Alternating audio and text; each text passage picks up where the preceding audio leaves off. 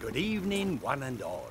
I see that you've all successfully made your way to the front lawn of one of the oldest schools in Queensland. My name is Brother Ambrose Treacy, and it is I who will be your guide this evening as we journey through and remember 125 years of the college's history during this Gallipoli Centenary year. It is my honour to have been the founder of this great college all those years ago. I see the current leadership team and invited dignitaries are here with us tonight. On behalf of the college, I welcome you. To members of the Nudgee family, this is your story. Congratulations on being a part of it. And for those of you new to the college, it's never too late to join.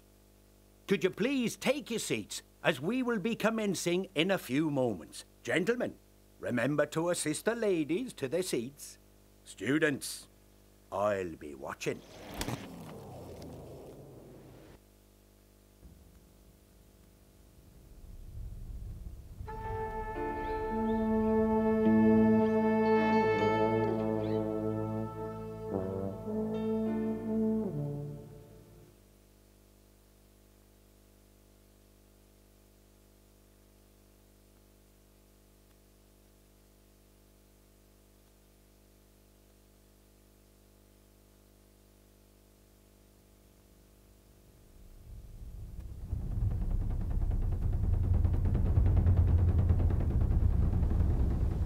Our story begins in 1891. Queensland is in a state of turmoil. The shearers' strike has brought Queensland almost to civil war. There is talk of taking Brisbane by force.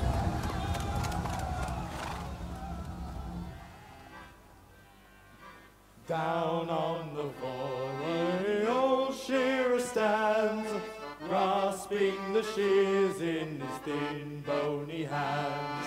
Fixed is his gaze on the bare-belly Joe. Glory if he gets so, won't he make the ring a go?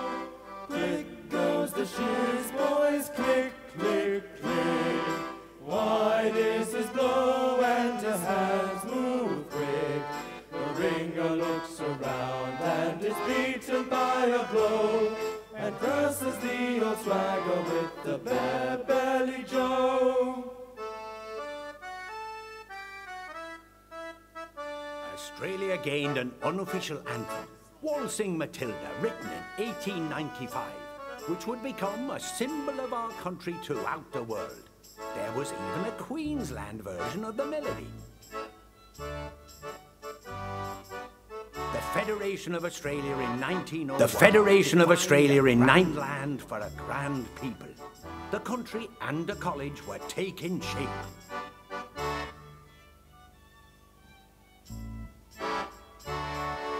You'll come a waltzing Matilda with me.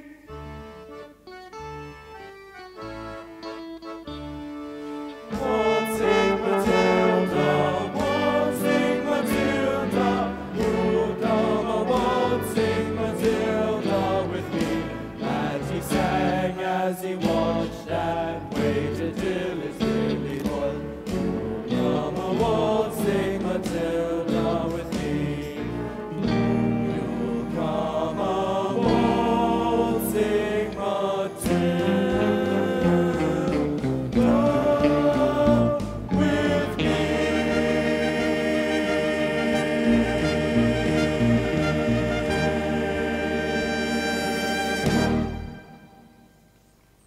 But in our bush setting outside Brisbane, things are a little quieter at first. Here I am in my office proofreading the prospectus.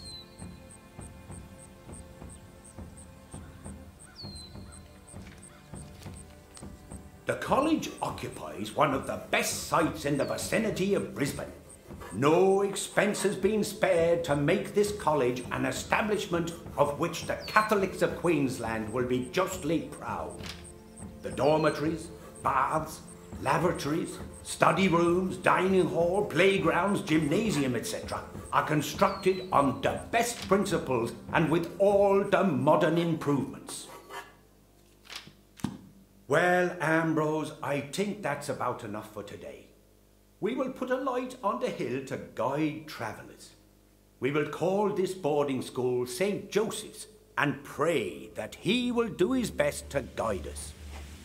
10 miles from town on a bush track, the sole transport will be infrequent trains at the station and accessible only through the scrub. But I close my eyes and can picture where we are going. My confreres and these first students will create their own country. At Nudgee, they will have the space to be themselves. The college stands at the highest point of its 300-acre kingdom. It was a difficult time beyond the gates, however, with the shearer strike, the riots, the depression and drought. It was a giant struggle. The brothers who were the college leaders came and went, men who gave much of themselves to the college and to the order.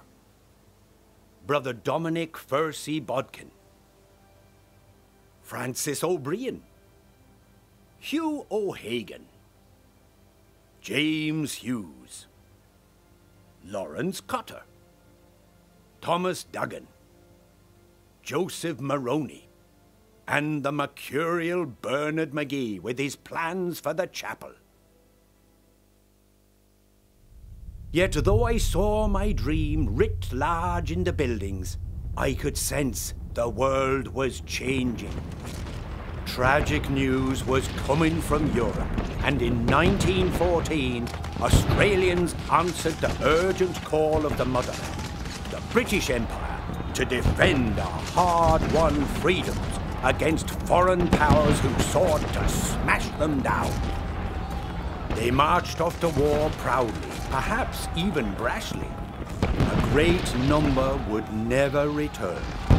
In the hideous death cauldrons of Gallipoli, Palestine and the Western Front, tens of thousands of young Australians gave their lives, including many young Nudgee men. 53 of those great and good men who attended Nudgee and called it home are now dead. 100 others wounded and maimed. Byron Patterson studied law, the first to be killed on Gallipoli, buried in Egypt. Richard Moore, military medal winner. Isaac Mills, missing, presumed killed. Reginald Very, killed on the Somme. And the others. Those left at home could only hope, pray, and wait.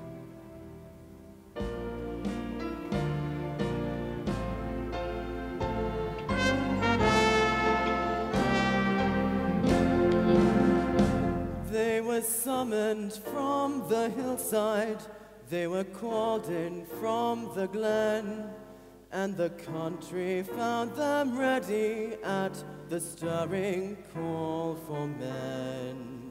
Let no tears add to their hardships as the soldiers march along. For although your heart is breaking, make it sing this cheering song. Keep the home fires burning, though your hearts are yearning, though the boys are far away, they dream of home. There's a silver lining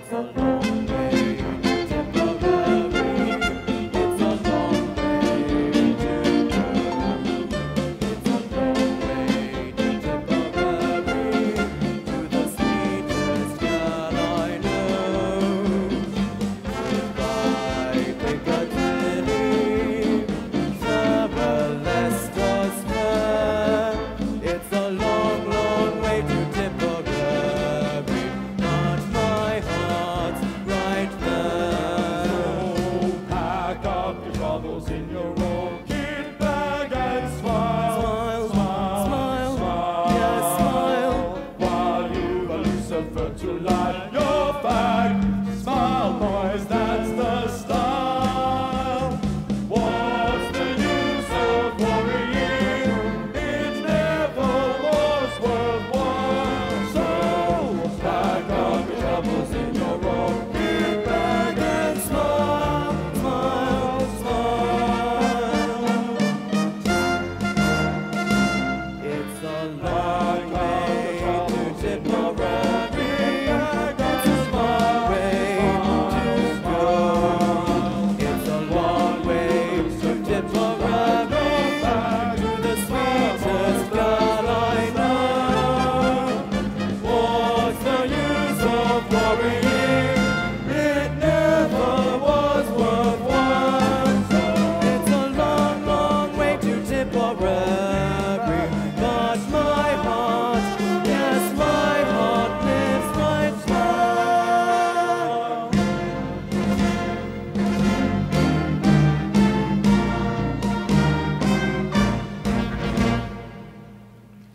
Those first years saw the college grow and become more sure of itself. Not as clannish, more a family, a community. The original building, the main oval, the 1904 extensions, the Dunn building opened in 1919, the pool, the chapel, that first rugby premiership in the GPS competition, and the others that quickly followed. And of course, the students, Rhodes Scholars, country boys here for a year, some who stayed longer, the brothers who served them. Even as the Golden Jubilee approached, I could hear again the ominous sounds of drums. They said in 1914 that the lights were going out all over Europe. In 1939, darkness came again.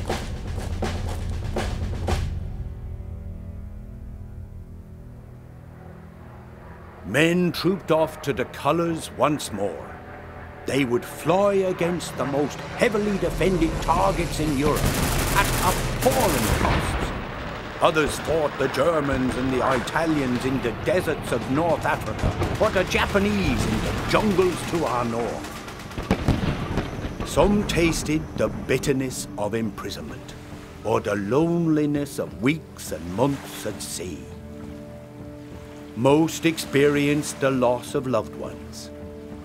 103 Nudgee men who might have contributed to this country in peacetime.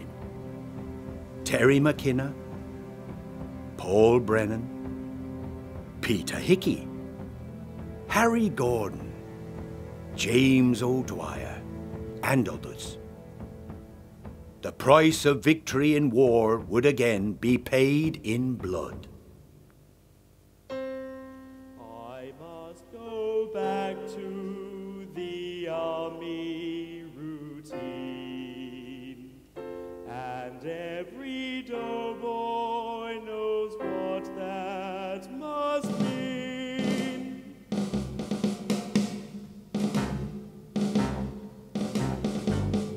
Wish me luck as you wave me goodbye. Cheerio, here I go on my way. There'll be bluebirds over the white cliffs of Dover.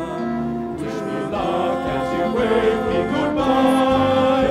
Cheerio, here I go on my way. I know that we'll meet again. Don't know when, don't know when. But I know we'll meet again some sunny day. Some sunny day, I know that you keep smiling through, just like you always do. To the blue skies drive the dark clouds far away. So will you please say hello to the folks as I know, tell them I won't be long. They'll be happy to know that as years saw me go, I was singing this song.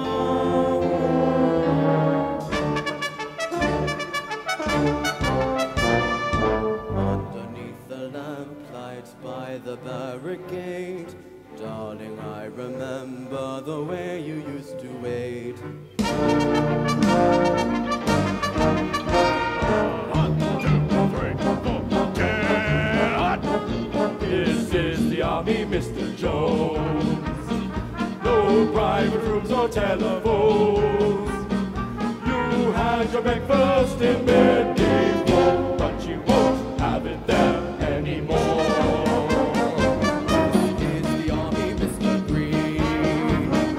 You liked the barracks nice and clean. You had a housemaid to sweep your floor, but she won't help you out anymore. You, as the bugler's command, they're in the army and not in a land. Oh, this is the army, Mr. Brown. This is the army, Mr. Brown. You and your baby went to town. She had you worried, but this is war, and she won't worry you anymore. This is the army routine.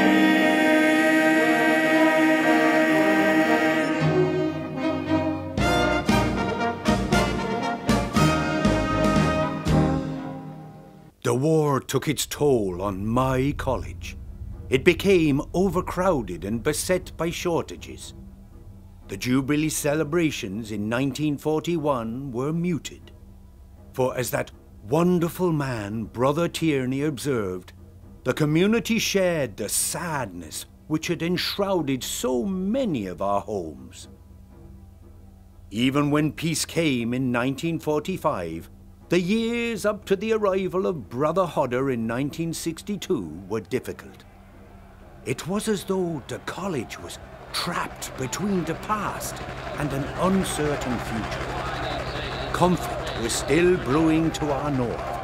Communism appeared to threaten our way of life. Old boys again answered the call to arms. Men such as Neville McNamara, who served with the RAAF in Korea, along with Bill Whiting and John Scanlon in Malaya. Symbols of continuity were disappearing. Jack Ross, who had been here since before the First World War, retired from teaching in 1962. Though this living avatar of the college soldiered on in the finance office for a few further years. The college continued to grow, most notably Hodder's £1 million building project, which gave to the college a complete senior school, accommodation, classrooms, and science laboratories. Yet there was tragedy as well, some homegrown. In 1967, John Treacy, a student, was murdered on this very spot by an outsider. There was tragedy beyond the gates as well. The world situation continued to demand sacrifice. Vietnam divided the nation. There was not the support for the war as there had been in 1914 and 1939. Conscription was a flashpoint.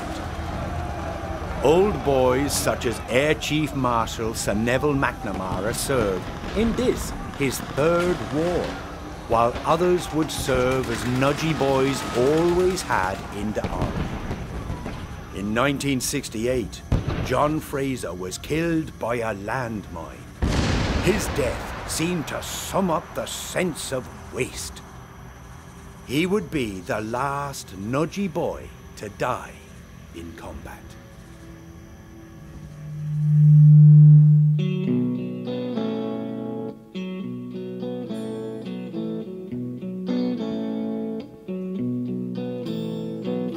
Early morning fog I see, visions of the things to be, the pains that are withheld from me.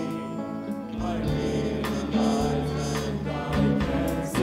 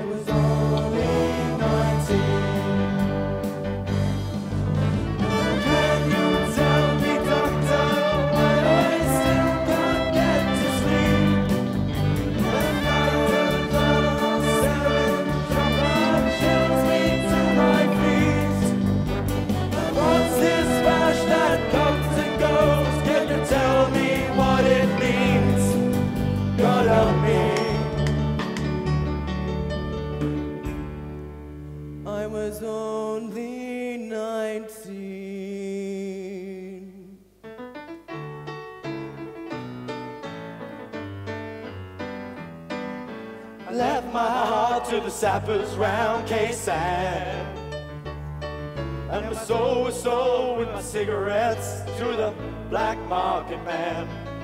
Tried the Vietnam cold turkey from the ocean to the Silver City, that the only other vets could understand. About the long forgotten dockside guarantees. Oh, there were no V-Day heroes in 1973, and we sailed into Sydney Harbor. Saw her no friend, but I couldn't kiss her. She was right and I was home to the lucky land. So we walked across the country from end to end, trying to find a place to settle down where my mixed up life would end. Down the road and over, flying choppers where I could. Well, the nightlife nearly rolled around the bend.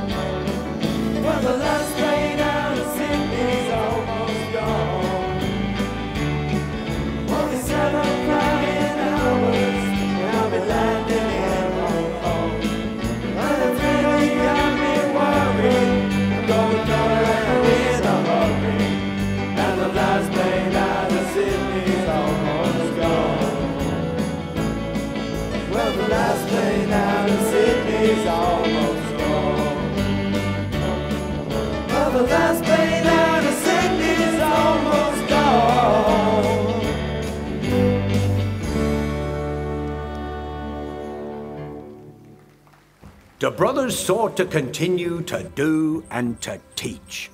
The years after 1975 saw the college grow, evolve and transform. Buildings sprang up around the campus like mushrooms after rain. Yet though we gather in front of this beautiful building, the Nudgee story is not one of bricks and mortar alone. It is a story of flesh and blood. of those who have called this school home, of those who have made their mark here within these walls, and those who have done so beyond the boundaries of the campus.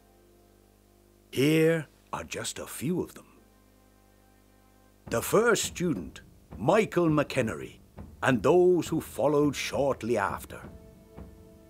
The teachers, men such as Jack Ross, Frank Natoli, Gary Taylor.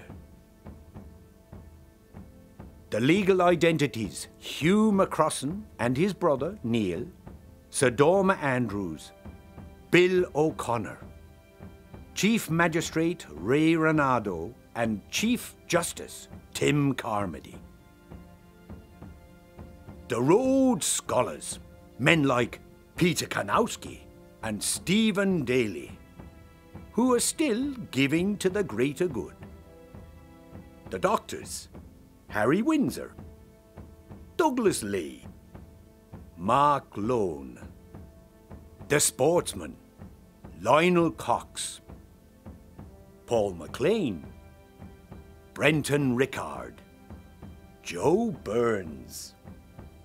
The soldiers, sailors and airmen, men such as Austin Lennon, Tom Green. And of course, the artists, musicians like Ron Grainer, who wrote the music for Doctor Who.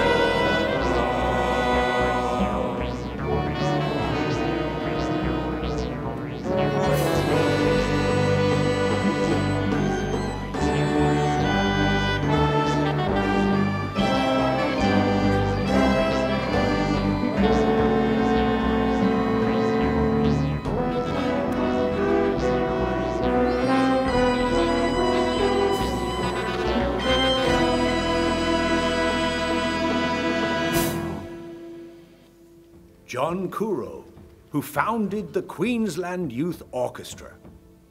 Conductor and composer Richard Mills. And of course, singer and songwriter Pete Murray. I have just started, and I won't be done till the end.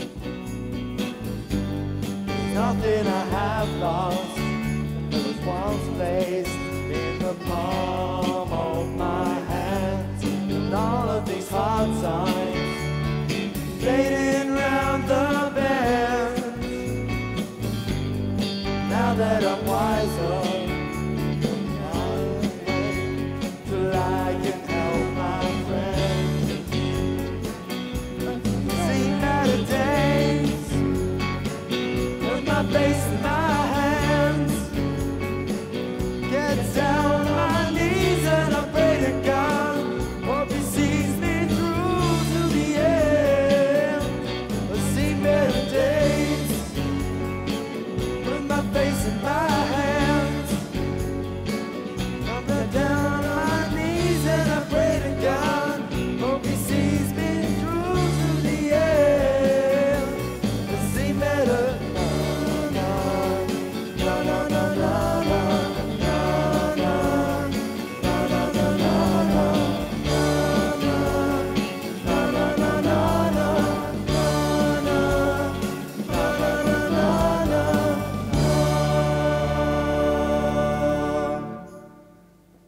The college's character was indelibly formed around its headmasters, brothers Felix McKee, John Ryan, Owen Tierney, Gerald Hodder, until finally a college leader had to be drawn from outside the brothers. Darrell Hanley arrived in 2002 as the first lay principal.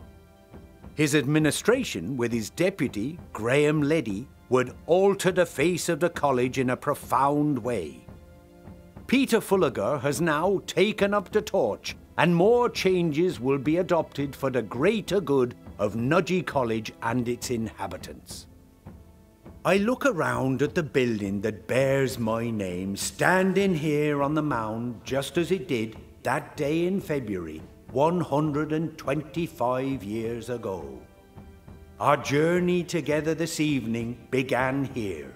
It is fitting that I bid you adieu from the same spot from which I revealed to those early students a vision of where an education might take them, to show them a world without limits, one in which they could be signum fidei, a sign of faith.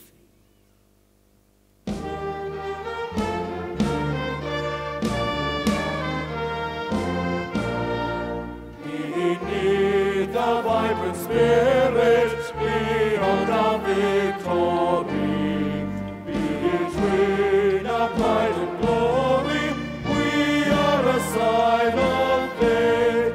There's a love I do not know, other sounds and furies cold, great honor, great glory, great voice and great song. But when sound and fury fill that voice, and no real thing is great, I stand alone and dare to whisper love. I am a sign of faith. There's a love I did not know, other sounds and furies cold, great honor, great glory, great voice in great song. Fleeting life we have before us, yet always can we say, once more man, 10,000 brothers, we are a sign of faith.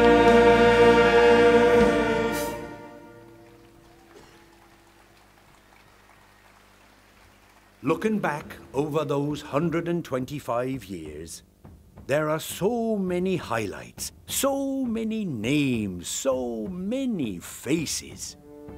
Buildings can be renewed, but so can memories.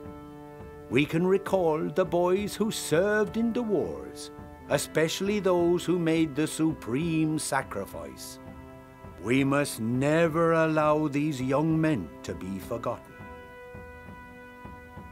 The character of a country can often be judged by its music, as in our legendary Waltzing Matilda, which was sung proudly by troops in both world wars, as it still is today, and as it must continue to be wherever Australians gather.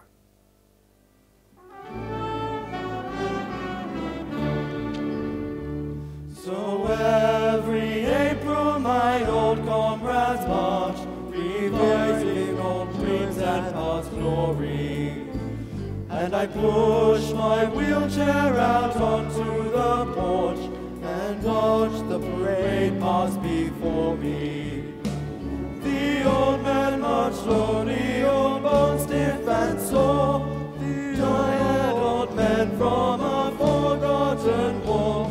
The unequal lost, what are they marching for? And I ask myself the same question, and the band ain't waltzing Matilda.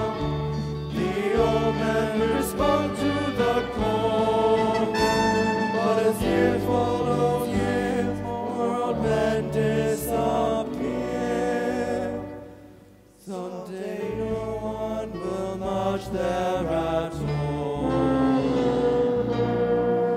So,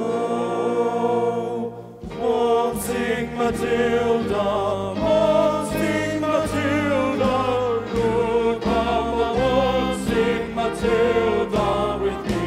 And he sang as he watched and waited till his lily boy. Look Papa, waltzing Matilda.